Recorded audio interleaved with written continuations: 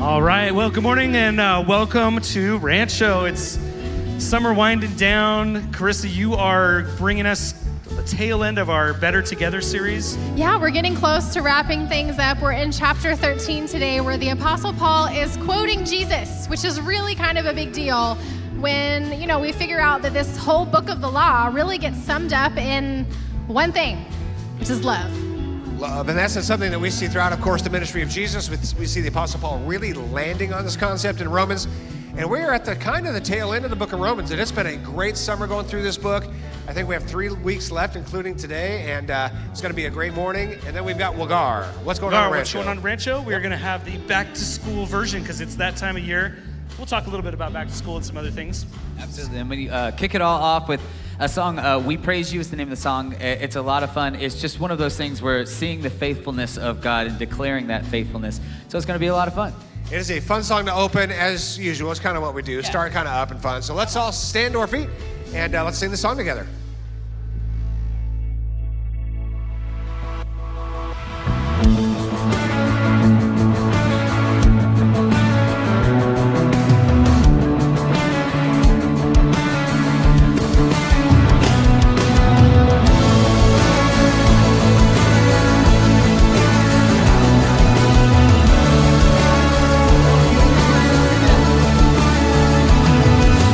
Praise be, the silence is the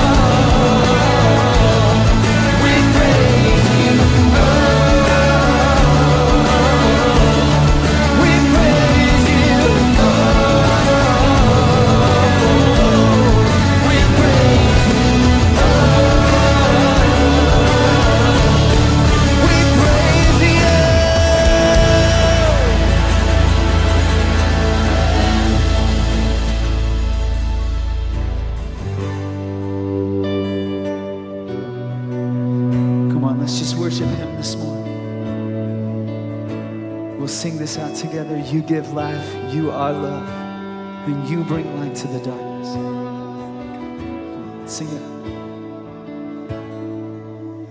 You give life, you are love, you bring light to the darkness, you give hope, you restore every heart that is broken. Great are you, Lord. It's your breath in our lungs, so we pour out our praise, pour out our praise. It's your breath in our lungs, so we pour out our praise to you only.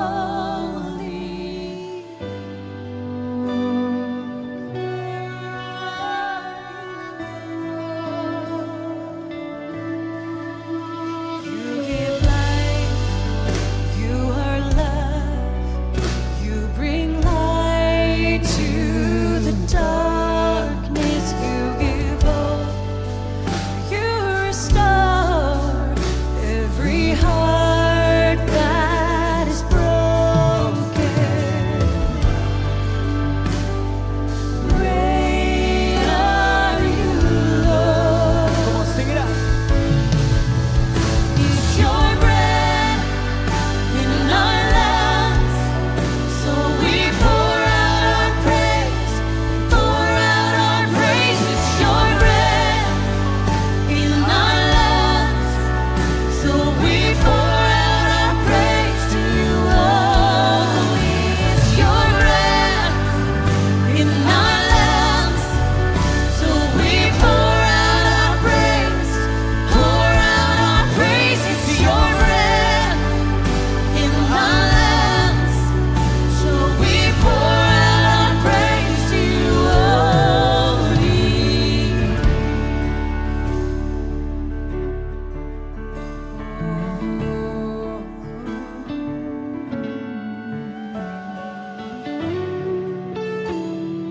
Let's sing this tune. All the earth will shout your praise. All the earth will shout your praise. Our hearts will cry. These bones will sing. Great are you, Lord. All the earth will shout your praise. Our hearts will cry. These bones will sing. Great are you, Lord. All the earth will shout your praise. Our hearts will cry. These bones will sing. Great are you, Lord. It's your breath in our lungs, so we pour out our praise, pour out our praise. It's your breath in our lungs, so we pour out our praise to you. It's your breath in our lungs, so we pour out our praise, pour out our praise. It's your breath in our lungs, so we pour out our praise to you only. Great are you, Lord.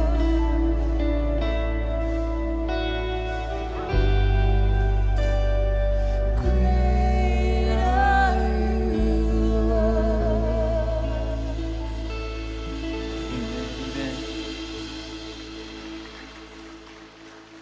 Lord. We introduced a song last week. It was the theme song for the youth camp, the youth Sunday last Sunday, and we introduced this song And there was a student that was at the youth camp that kind of described how the song impacted her and some of her friends. And one of the things that she said was the first line, or in the first verse, it says, when I see a flood, you see a promise. And I loved that. And then she went on to explain beautifully that for her, what that meant was, you know, you see this things that are coming up and things that look like situations and problems that are situations that are not great and that are problems. But just knowing that our God He's got us. When we see this flood, we can know that there is a promise here. We can know that there is an end to this, and we can know that our God has us even through these situations, that He sees us through to the end. And I love the chorus of this song. I don't know how you make a way, but I know you will. I know you will. So this is just a song declaring our faith to the Lord, and we're gonna sing that this morning. So if you know the words, let's sing this out together. And if you don't, let's just reflect on that. We're showing that we have faith in you, God. We have faith in who you are. So let's worship.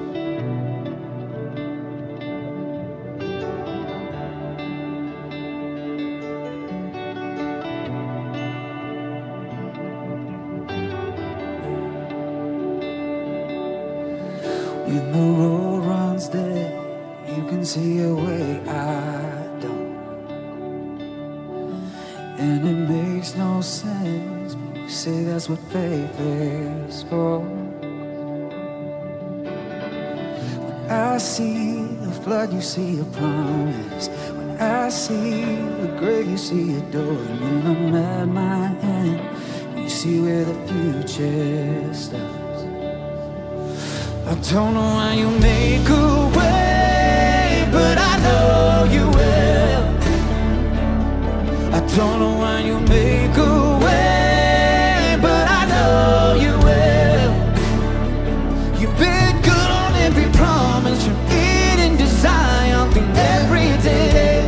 And out of that grave, I don't know how you make a way, but I know you will. And when the world's on fire, it's not like you don't have a plan. And when the earth gives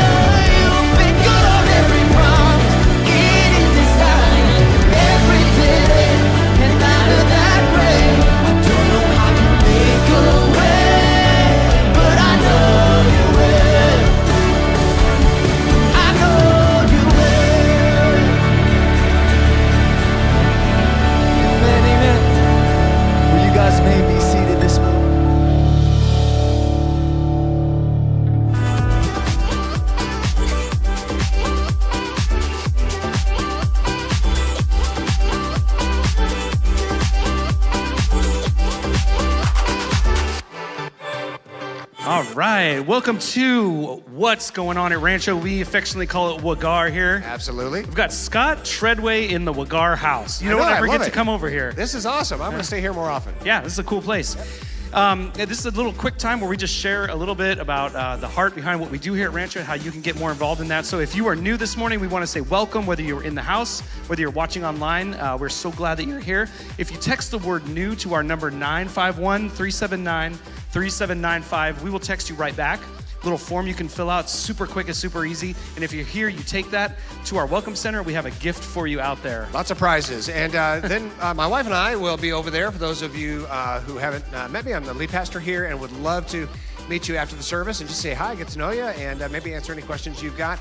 If you have any questions at all about anything, you can always email info@rancho.tv. We're very responsive. If there's just a question you have about something going on in your life or something here at the church or you name it, you have a need, please let us know, info@rancho.tv. We'd love to support you. And then all of our giving information is at rancho.tv/giving. And just a quick update, all summer long, we were able to do some really incredible things because of your partnership to advance the cause of Christ. We did some really cool things. First was VBS. That was awesome. Over 600 kids. Yeah, then we great. did Johnny and Friends, our special needs camp. That was also awesome. And then just last week, we wrapped up our escape camp for our youth kids. Awesome. Escape camp for youth, yes. Was it awesome? That's a nice full corner over That's there. I love right, it. it was awesome. We had a great summer. We did, and it was all due to the generosity of people of Rancho. And Rancho has just always been generous, not only with their resources, but also with their time. And so for all of you who serve, for all of you who gave over the summer to make so much happen, we are just very, very grateful. And we're heading into an amazing fall. We haven't really even talked about that much. We will here in a minute. Fall is going to, I think, surpass the goodness of summer, which was about as good as I could possibly even handle. So it's going to be fun. It's going to be a good year. What were we going to talk about? Well, we have a little bit of a loss this week, and that's something I want to just kind of highlight here. We had a giant in our congregation pass away this week. His name is Rich Zerpel, and I have known him, no joke, my whole life. He's been a part of this church, I think, at least 40 years, coming on 40 years. And so from the time I was just a young one here at Rancho, I knew him, saw him from afar. I knew he was on our board, which at the time, I was like, that's the board of directors, Rich Zerpel way up there. I'm a young kid coming through Rancho. And then I got to serve on the board as a youth pastor. I spent some time with the board and really got to know his heart. He launched our Celebrate Recovery ministry. He launched our ministry to the jail.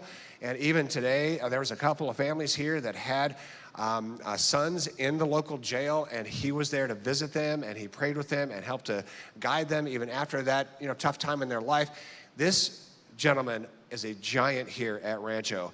And I have to say one story that really touches my heart here. Our founding pastor was retiring after 33 years founding Rancho. I was this, kind of young guy, young and dumb, coming into this ministry as the new senior pastor. Now I'm just, not young. But I remember going to that first board meeting, and there's Rich Zerpel, 19 people, and there's Rich Zerpel, and he was the most powerful person in the room. He was the vice president of the board. Founding pastor had retired. That means he was the guy. And here I'm this young guy stepping into this role, and I am nervous. I'm really nervous. I've been really nervous a handful of times in my life. That was probably the top.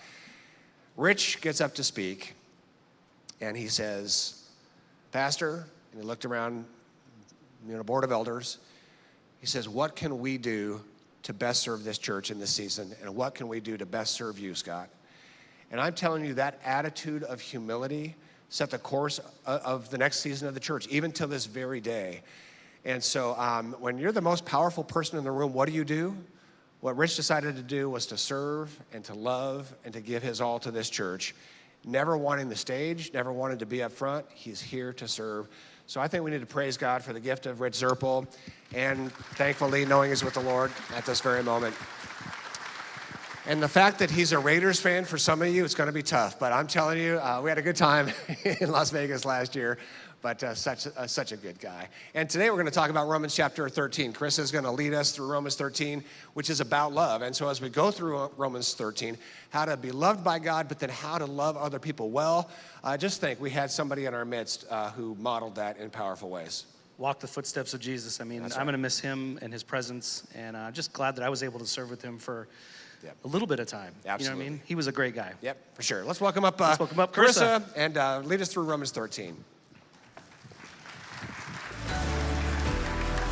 Thank you, thank you. Okay, so last weekend, if you were here, last weekend was so good.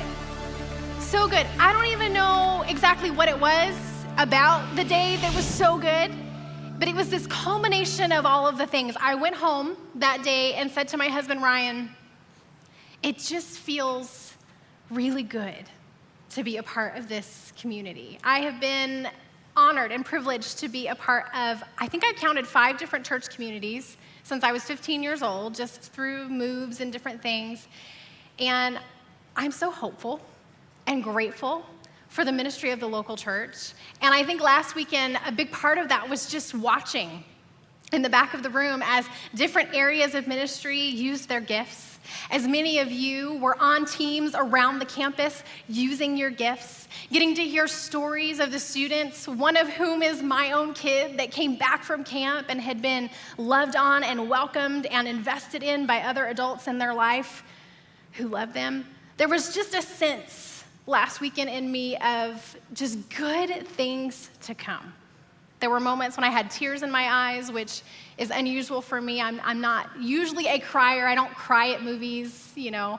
Every once in a while, we'll be watching a movie, and my husband Ryan will look over, you know, are you crying? No, I'm not crying. Stop looking at me. But I had tears last weekend because this is a community of people who are coming and we're gathering together. We're advancing the cause of Christ through mercy and justice and love, and it's just a beautiful thing. And so thank you. Thank you for allowing us, our family, to be a part of the work that you're doing. We feel so grateful to be here. We are in Romans chapter 13 this morning, and we're going to be answering some questions together that are really important. What is love? Who is my neighbor? And how do I become the kind of person who loves well? Those are not easy questions to answer, and I think they're questions that we are called to ask and answer over and over again in different seasons of our life. What is love? What is it actually? How do I love well? Who is my neighbor? Who is it that I am called to love? And how do I become the kind of person who loves well? I was reflecting this week on all of the ways over the years that my church community has loved me well. I have been very privileged to be a part of incredible communities of believers who have just surrounded me in times of great need and in times of normal daily life. A couple of those that I want to highlight for us together this weekend because I think they paint a picture of what's possible when we love one another well. So thinking back to being 15 years old and attending church for the very first time, I did not grow up in a Christian home, and this tiny little community of people who within a matter of months, one couple in our church with 3 young boys took me into their home and allowed me to stay with them for a few months. This troubled 15-year-old girl, they took a risk, a big risk, and they loved me and they served me and they made a significant difference in my life. Another couple in our church took in my younger brother, 13-year-old troubled kid who needed a place to stay for a few months. The impact that those families and that greater church community, because it wasn't just those 2 couples, but it was way the whole community gathered around us and everyone played a part. Some smaller than others, but every one of them mattered. And then fast forward, we moved here to San Diego, and immediately at 17 years old, going into my senior year of high school, I knew I needed a church community. I needed people. And I began to Google and look around for churches. We did actually have Google at that point in my life. I didn't have a smartphone.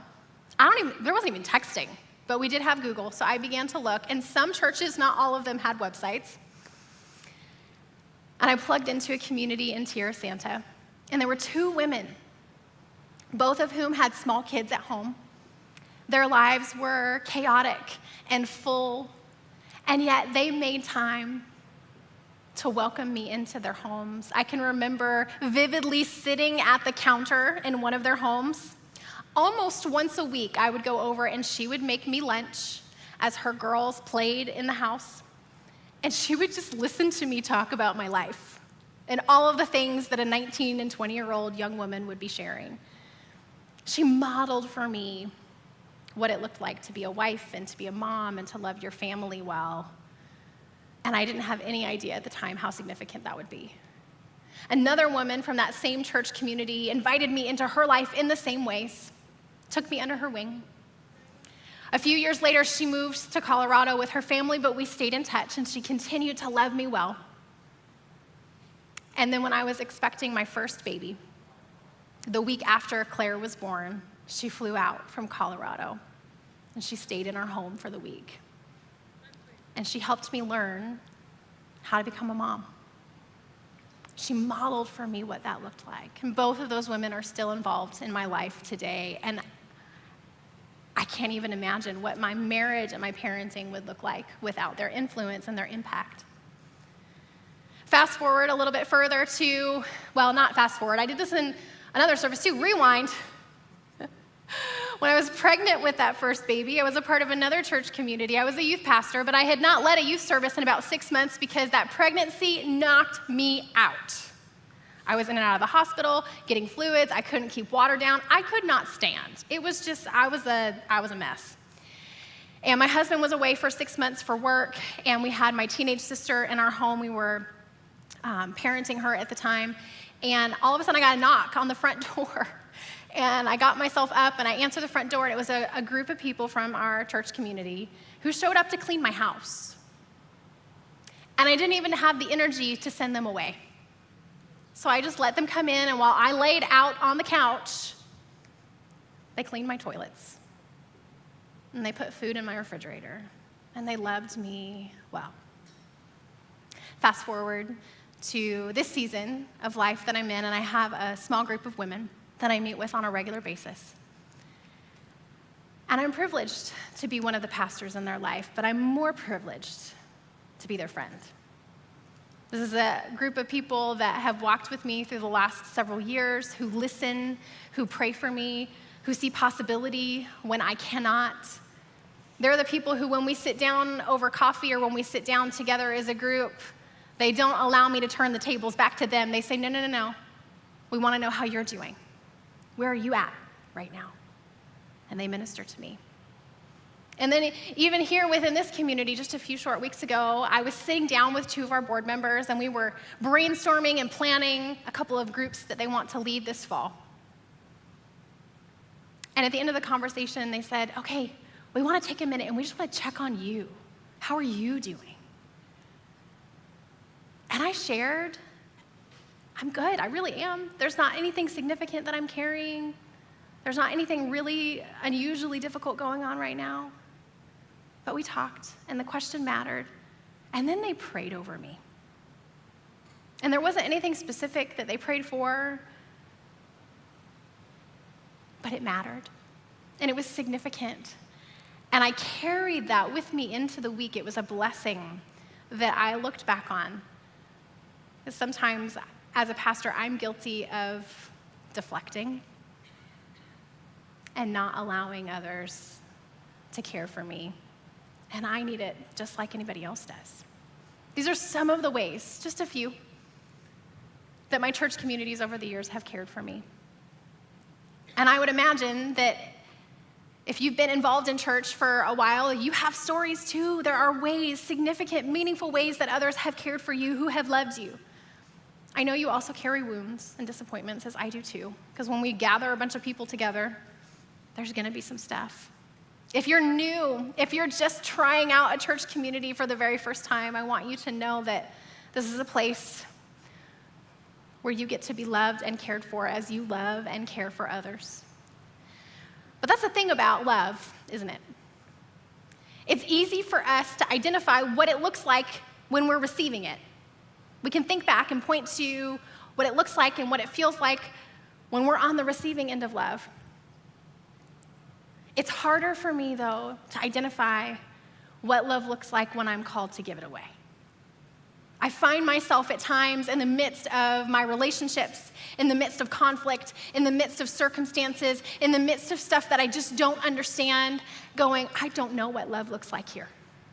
I don't know what to say. I don't know what to do or what not to do. In this situation, it might look like this, but over here in this situation, it might look like that. And then sometimes I'm paralyzed and I just don't take any action at all. Because while love can seem simple, to me, it often feels a little bit more complex than that. And I'm not always sure, what does it look like? And so today what we're gonna do is we're gonna take a look at the words of the Apostle Paul, and we're gonna take a look at the life and the ministry of Jesus, and we're gonna answer those questions. What is love? Who is my neighbor? And how do I become the kind of person who loves well? How do we do this together as a community who's following Jesus, advancing the cause of Christ through mercy and justice and love? And so in Romans chapter 13, starting in verse 8, the Apostle Paul says this. He says, don't run up debts, except for the huge debt of love you owe each other. When you love others, you complete what the law has been after all along. This is the last time the Apostle Paul is going to talk about the law in the book of Romans. He's been talking about the law and arguing, making his points over and over and over again. And here in chapter 13, he says, okay, here it is. It's summed up in this, and then we're not going to talk about it again in this letter. The law code. Don't sleep with another person's spouse. Don't take someone's life. Don't take what isn't yours. Don't always be wanting what you don't have. And any other don't that you can think of. It finally adds up to this. Love other people as well as you do yourself. You can't go wrong when you love others. When you add up everything in the law code, the sum total is love. When you add it all together, when it's all taken into consideration, when every detail is inspected and studied and looked at, the sum total is love. And of course, we know this isn't the Apostle Paul's idea. If you've read through the Gospels and studied the life and the ministry of Jesus, this is what Jesus taught and teaches and asks us to live into, that the greatest commandment is to love God and to love your neighbor as you love yourselves. Jesus says, you've heard it said to love your neighbor and to hate your enemies, but I say love your neighbor and love your enemies and pray for those who persecute you.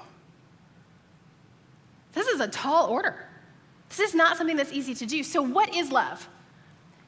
The best definition that I have come across is that love is to work and to will for the good of another. It is when we actively work for the good of those around us. It is active, it's not passive. That we work for their well-being, their mental and emotional and physical well-being. We work for good in their life. That we will for good in their life. It's not just that we take the right action or we say the right words, but that our heart's desire is that we would will goodness into their life. That we would will well-being into their life. That we want God's best for them, even if what's best for them might not necessarily be what I want for them. That we work and we will for the good of the other. And then who is our neighbor? That's kind of where our brain naturally goes next, and we see the Apostle Paul talk about this. We also, of course, see Jesus answer this question. When he answers the question, he shares the story of the Good Samaritan. Our neighbor is someone that we naturally come across over the course of our daily life. It's those that we would interact with. It's those that we would check out with at the grocery store. It's our kids' teachers. It's our neighbors in our neighborhood. It's the people who are in this room. It may even be some people who are in other countries around the world because somehow we are more connected and the world is smaller than it ever was before. But it's those that we would encounter over the course of our daily life, including, this is where it gets tough, our enemies and those that we would disagree with and those that we just kind of want to shake. Because you just know better. Come on. So then it gets a little trickier to figure out how to love and what love looks like. And then how do we become the kind of person that loves well. The other thing that I think we need to know about love here is that you are not left out of the equation here. That we are called to love one another as well as we love ourselves. I've spoken to many people over the years who somehow, implicitly or explicitly, have been taught or picked up on this message in church that they do not matter, that only the needs of the people around them matter, and that everything in their life must be sacrificed for the good of the people around them. And we're going to see today that that's not accurate teaching, and it's not even helpful, and it's certainly not healthy, and it wasn't modeled in the life and in the ministry of Jesus. Friends, we cannot give away what we haven't received. If we have not been loved well, it's really difficult for us to love well. That's part of why those women in my life have been so significant in my story and in my journey, is they modeled for me what love looks like. God used them in powerful ways to show me that I was loved by them and by God. And they modeled for me what love looked like in their marriages and with their children, because I had not been modeled love before. You are not left out of the equation. Our ability to love our neighbor as we love ourselves is the result of dwelling in God's love. I think of Jesus at the baptism, the very beginning of his ministry, before he had done anything, preached a sermon, healed a person, gathered a crowd. We see him dwelling in the love and in the affirmation of his heavenly Father. You are my beloved Son. With you I am pleased.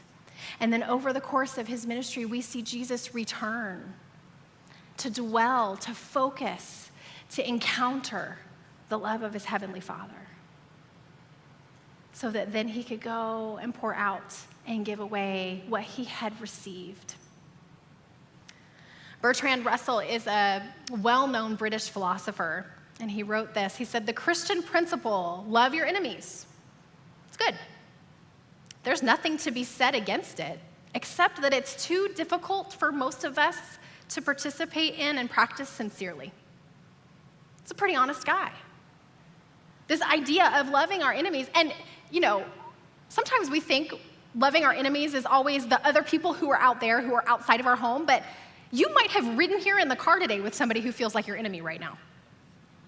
You might be sitting at the Thanksgiving dinner table in a couple of months with somebody who feels like your enemy right now. If you've been married for longer than 5 minutes, you know what it's like to go to sleep with an enemy.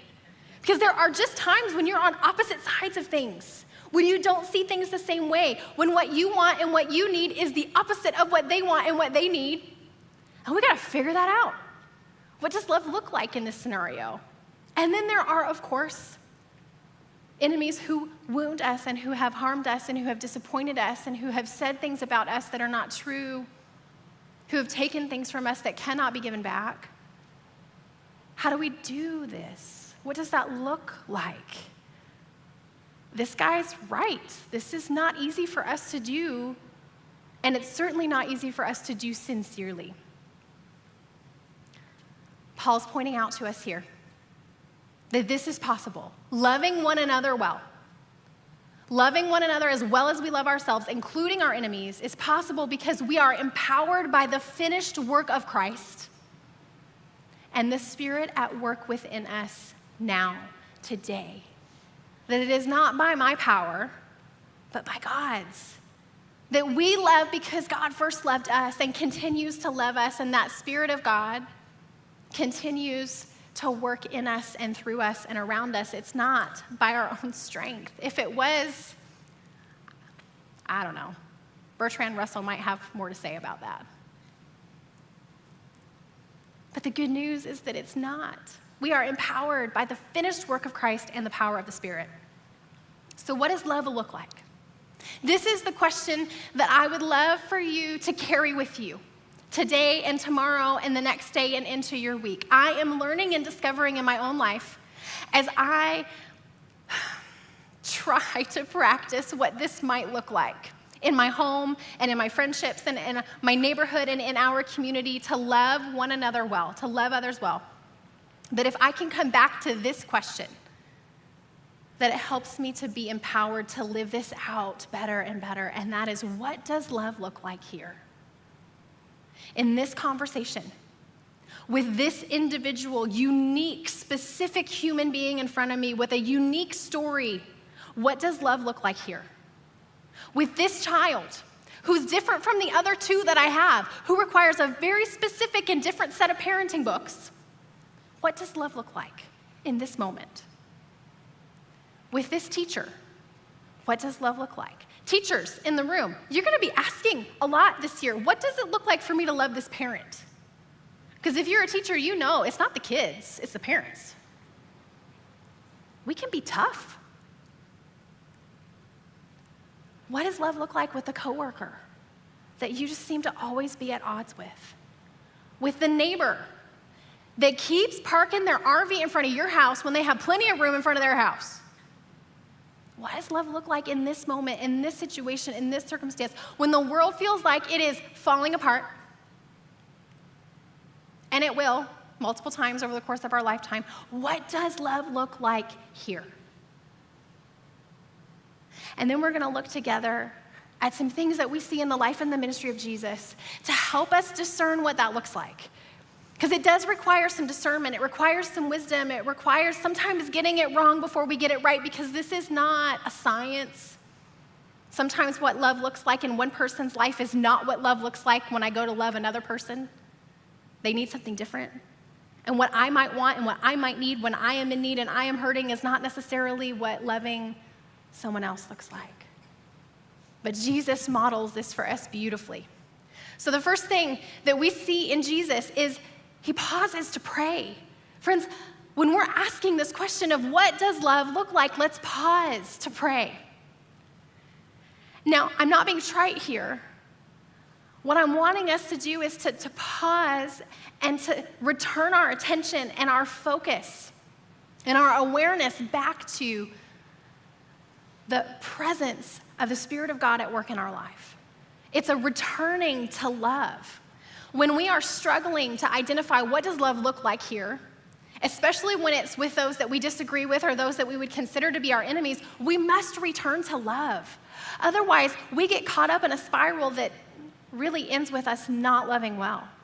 And so we see Jesus in the Garden of Gethsemane, taking time and inviting his community to come and to be with him and returning to love, his awareness back to the love of the Father.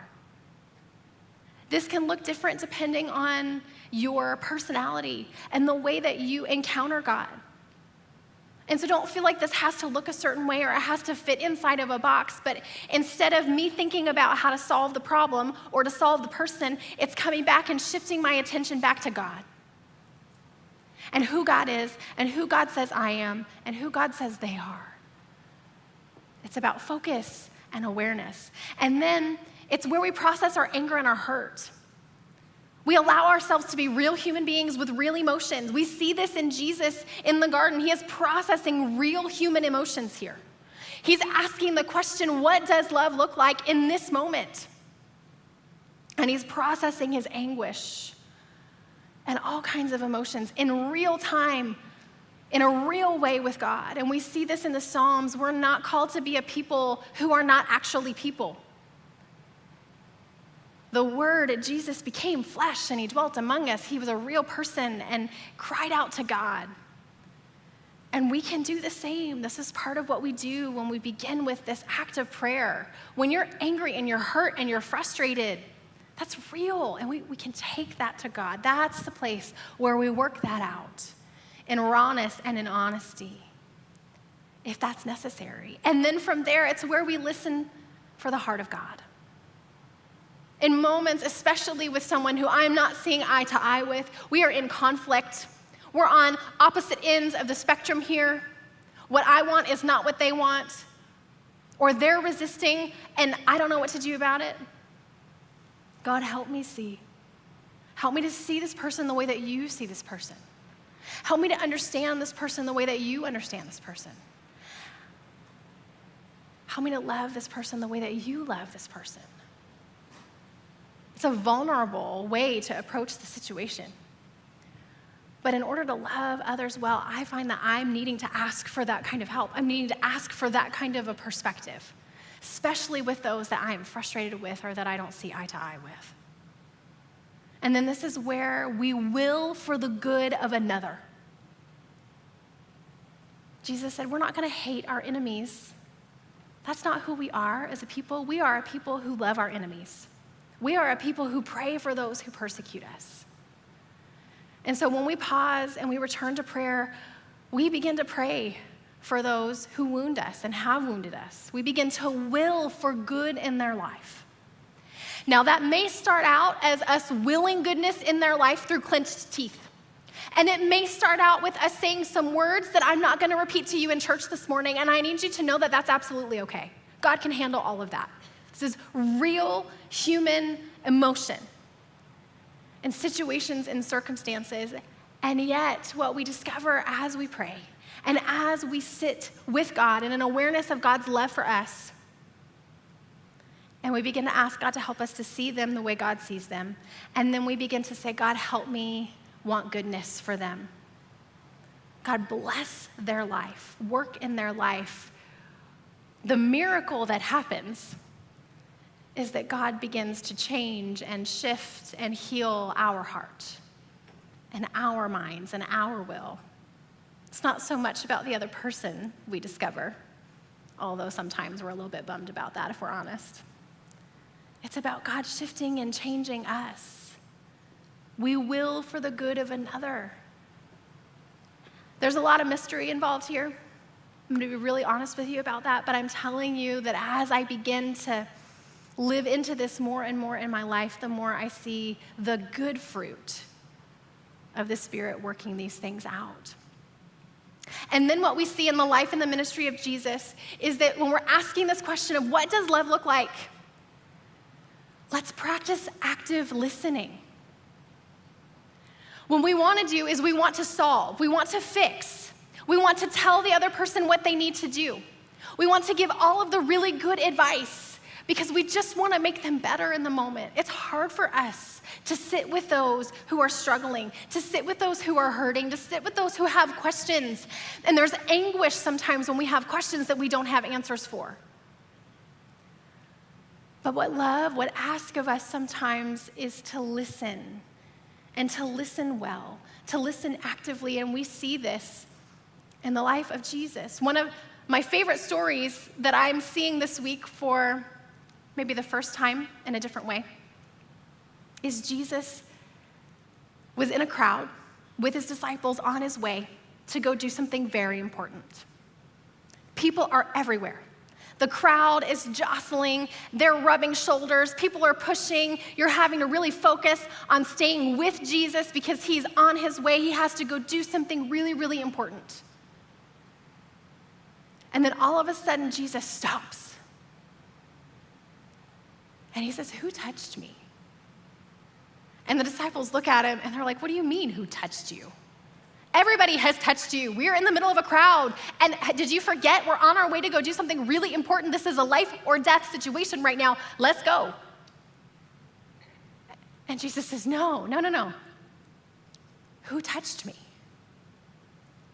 And if you've read through the Gospels, you know that what happens next is a woman, I would imagine trembling, scared, terrified, head down, shoulders hunched, comes forward. I did. You see, she touched the hem of his garment. She didn't feel worthy enough to come to him directly with a request. But she trusted enough and thought, if I could just touch the hem, then maybe I'll be healed. And she was. Jesus felt power leave. She was healed. And yet, who touched me? And so she comes forward, and what we see here is Jesus listen to her story. He invites her to share her pain, her disappointment, her journey, the way that others have hurt and harmed and let her down. And he listens. He sees her the way that we all need to be seen. He understands her the way that we all need to be understood. He had somewhere else that he needed to be, somewhere really important. And yet this woman was the most important person in that crowd, in that moment, to Jesus.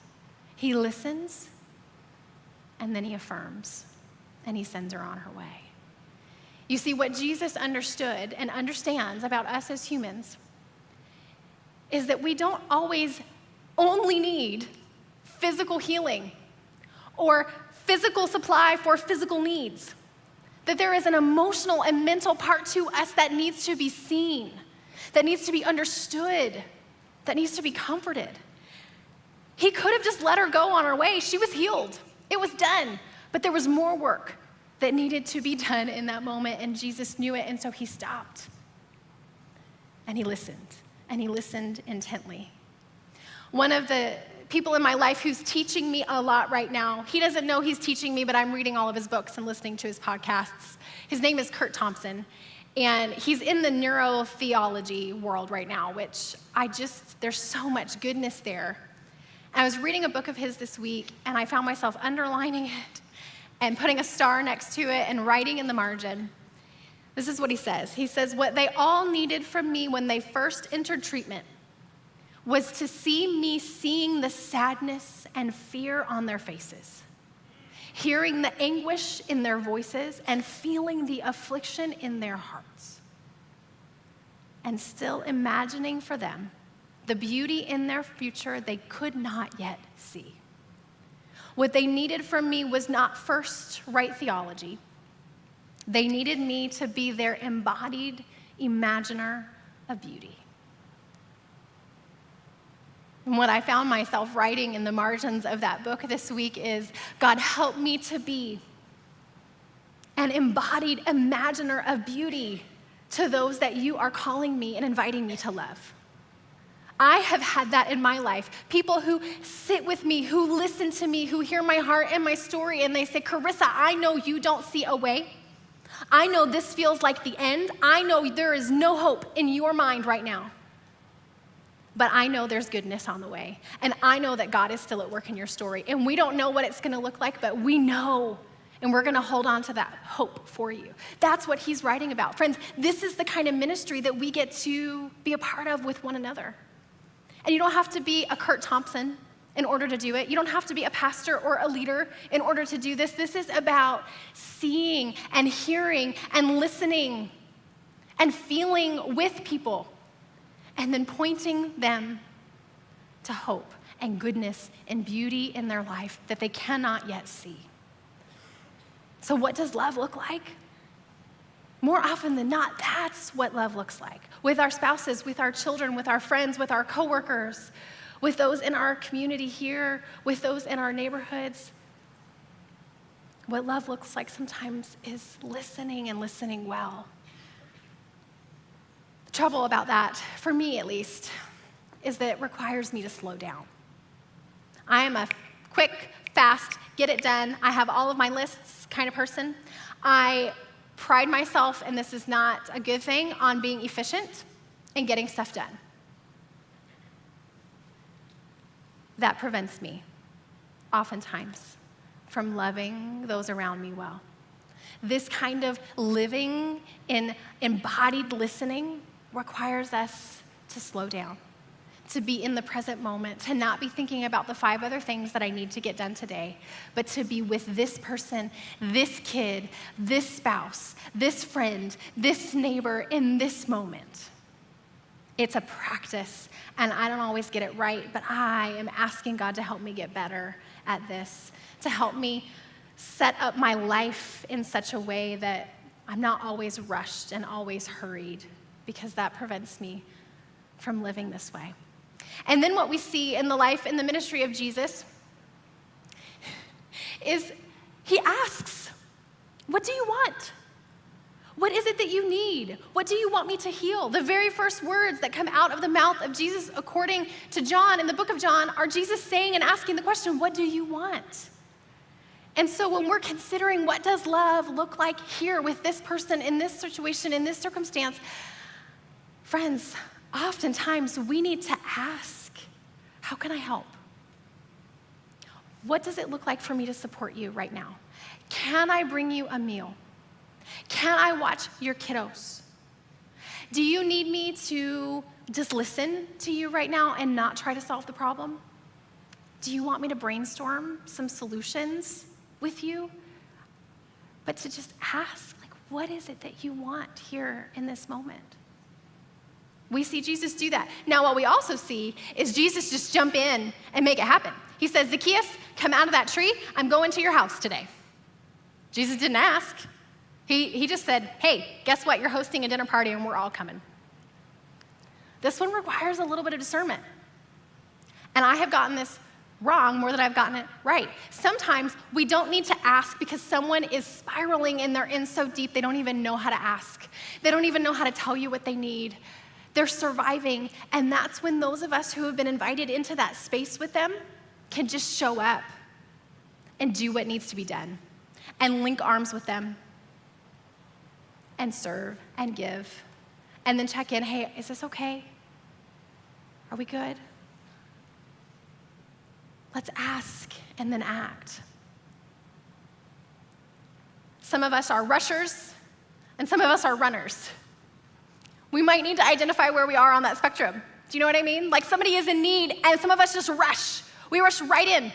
And before we know it, everybody has a job and everybody's doing something and all the problems that the person didn't even know they had are solved.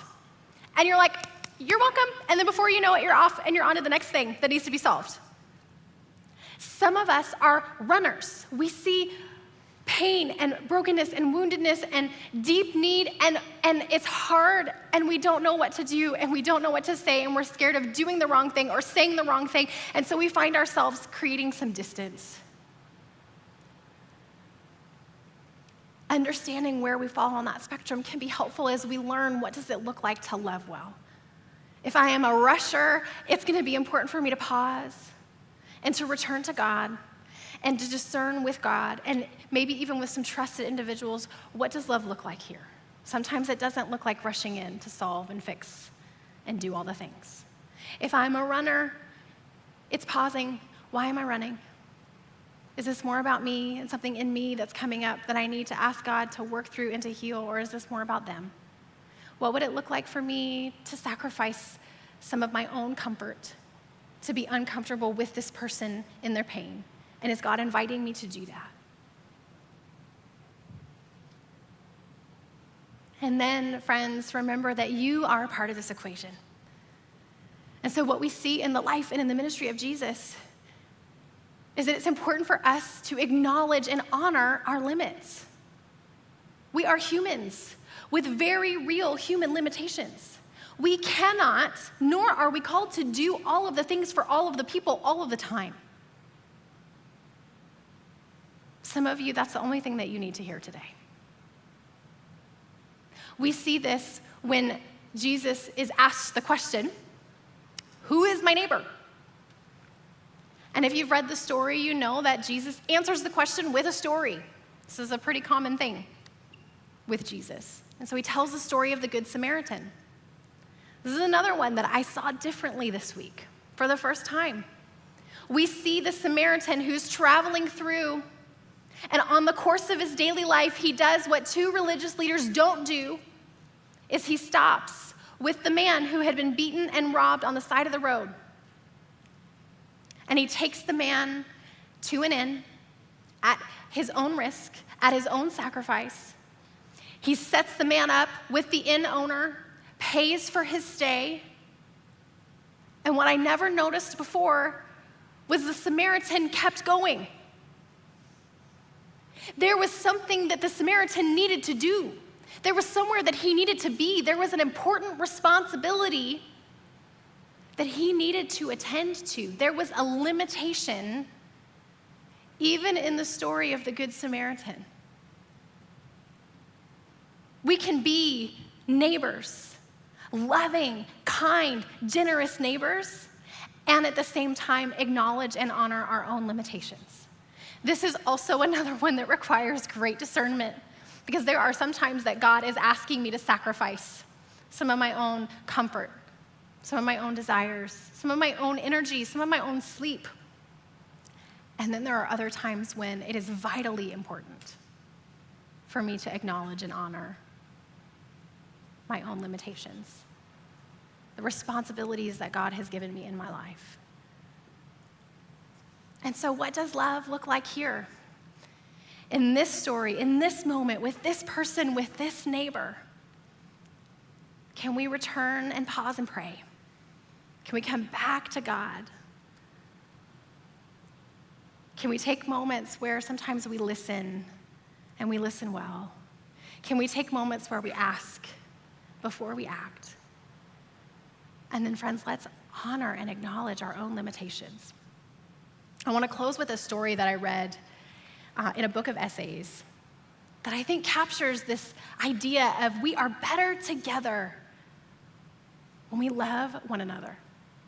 So the author is sharing a story that happened in the city of Damascus when the plague was taking place. And he says, amid the horrors of the Black Death, all of the people in the city of Damascus gathered together. They joined hands, and the entire population of the town, the men, the women, the children, small and large, all of the leaders, all of the people, they made their way weeping and seeking the favor of God. And there they remained in supplication and invocation until midday. And then they returned to the city and held the Friday service. And God lightened their affliction.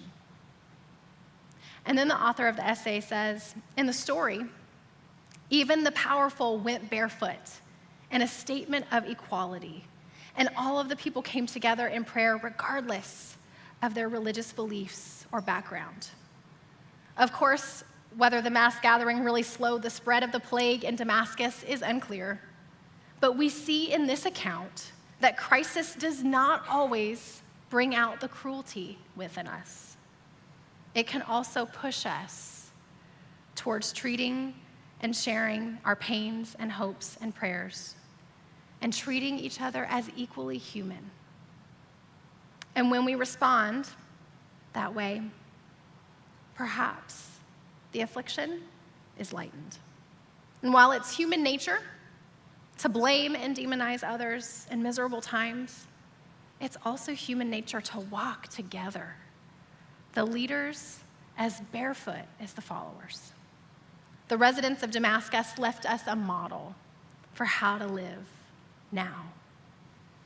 As the poet Robert Frost put it, the only way out is through. And the only good way through is together. Even when circumstances separate us. In fact, especially when they do, the way through is together. And so this week, friends, let's ask the question, what does love look like? Because we are better together when we love one another. Let's pray. God, thank you. Thank you that you love us. Thank you that our ability to love is not based off of our own will or our own goodness, but it's based off of the fact that we are first loved by you. Thank you that we have Romans 8 telling us that nothing separates us from that love. And so, God, as we desire to be a people, a community, a diverse community of friends, advancing your cause. God, help us to learn how to love one another well. Help us to learn to love our neighbors and our enemies well.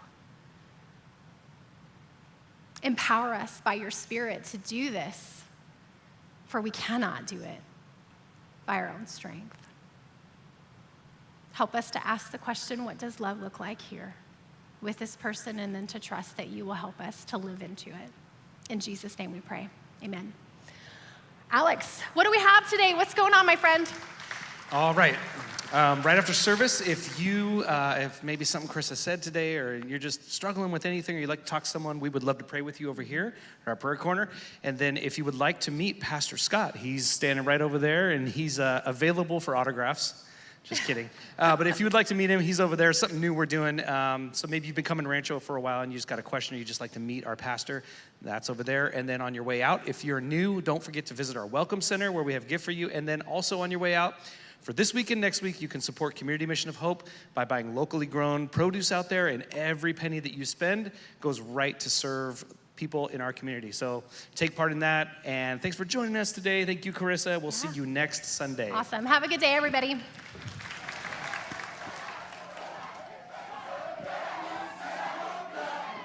Never was enough till I met you. Got the real thing from the real one. You could tell the world, keep the fake love. 'Cause I've been brand new since I woke up. Hey!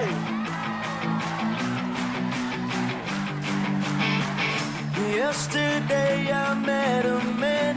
He knew everywhere I'd been. Asked if we could be best friends. I took his hand, he took a chance. He showed me a different way and gave me a brand new name. Now I'll never be the same since I took his hand and took a chance. Didn't know how lost I was, but knew I couldn't measure up. Then you came around and you showed me you were rewriting my story. Let's go. Didn't know how lost I was, but knew I couldn't measure up. Then you came around and you showed me you were rewriting the story. Let's go. Never was enough till I met you. Got the real thing from the real one. You can tell the world, keep the fake love. 'Cause I've been brand new since I woke up. Since I woke up, since I woke up. Living in a brand new day. All illusions fade away. And your love's all that remains. You took my hand. Didn't know how lost I was, but knew I couldn't measure up. Then you came around and you showed me you were rewriting my story. Never was enough till I met you. Got the real thing from the real one. You can tell the world, keep the fake love. 'Cause I've been brand new. Said I never was enough till I met you. Got the real thing from the real one. You can tell the world, keep the fake love. 'Cause I've been brand new since I woke up. I've been brand new since I woke up. Till the sun sets me, it's me indeed. I've been brand new since I woke up. Never was enough till I met you. Got the real thing from the real one. You could tell the world, keep the fake love. 'Cause I've been brand new since I woke up. 1, 2, 1, 2, 3, let's go. Never was enough till I met you. Got the real thing from the real one. You could tell the world, keep the fake love. 'Cause I've been brand new. Never was enough till I met you. Got the real thing from the real one. You could tell the world, keep the fake love. 'Cause I've been brand new since I woke up.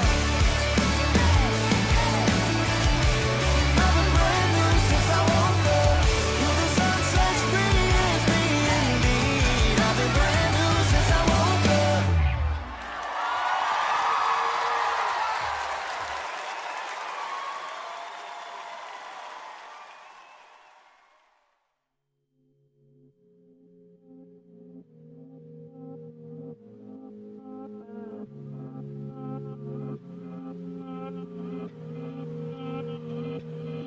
Yesterday I talked to God, we had a conversation. Told him that I'm sorry I lost communication, but I just needed some holy means. I said the things that I've been trying end up in frustration. Life ain't what it seems in any situation. Then he said the strangest thing. He said, how does it feel to be human? Do some of the best plans you make get ruined? Do people cuss you and flies ain't blowing? How does it feel? He said, how does it feel to be human? If I could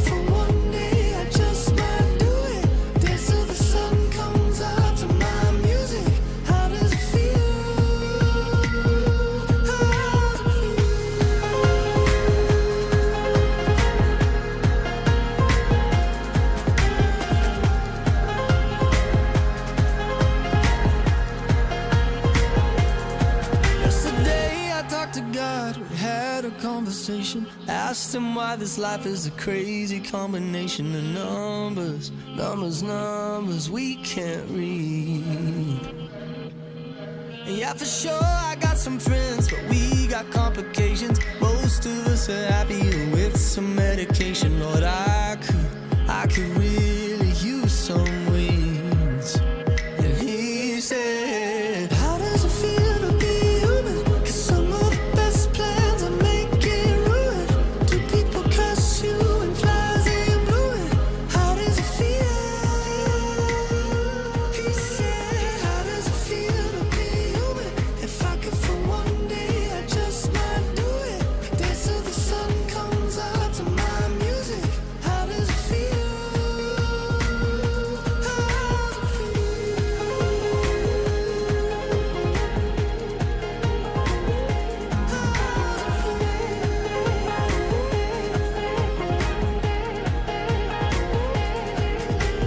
How does it feel to be human?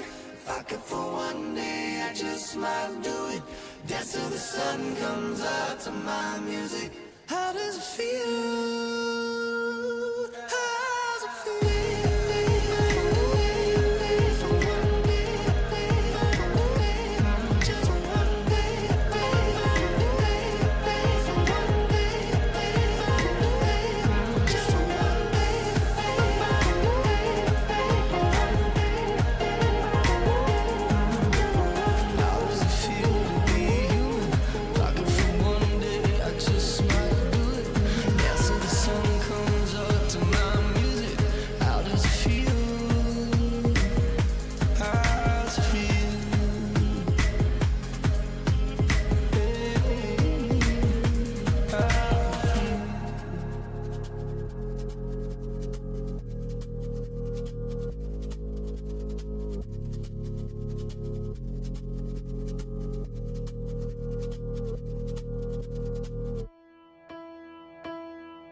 Did I pledge my allegiance for the purpose of progress, to a priest or a prophet, playing God in the process? Was I chasing convenience in a wave of disaster?